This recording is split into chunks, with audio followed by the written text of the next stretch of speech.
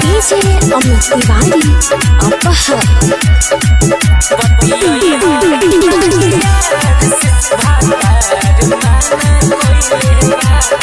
रख दियावा गुताई पियावा सखी कहे लगले धड़ाई पियावा सखी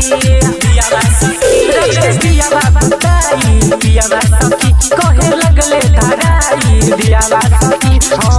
जात बाजू माई घरे बतिया समझैले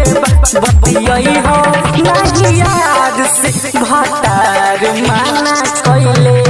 बतियाई हो नहीं याद से भातार माना कइले बतियाई हो नहीं याद से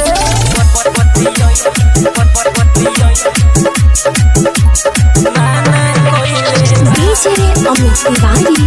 Apahar पहिले बेरा तू चालू नहीं हरावा इज्जत हमर बचई हो केहू के फेरा में होई हो तू नहीं केहू बजानी लो भाई हो सुन ना पहिले बेरा तू चालू नहीं हरावा इज्जत हमर बचई हो केहू के फेरा में होई हो तू नहीं केहू बजानी लो भाई हो अब के जे बेरा भइल खाना हो नहीं खाइले बतियाई हो नहीं याद से भातार माना कइले बतियाई हो नहीं याद से भातार माना कइले बतियाई हो नहीं याद से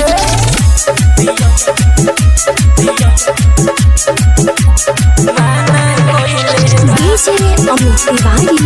Apahar कोई का बतिया सुन जे सखिया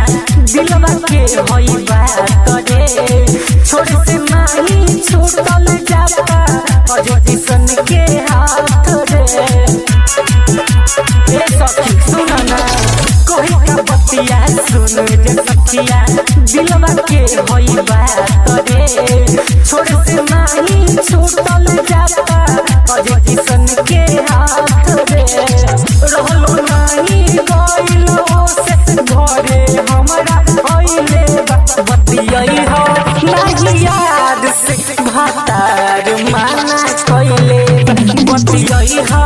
नहीं याद से भातार माना कइले बतियाई हो नहीं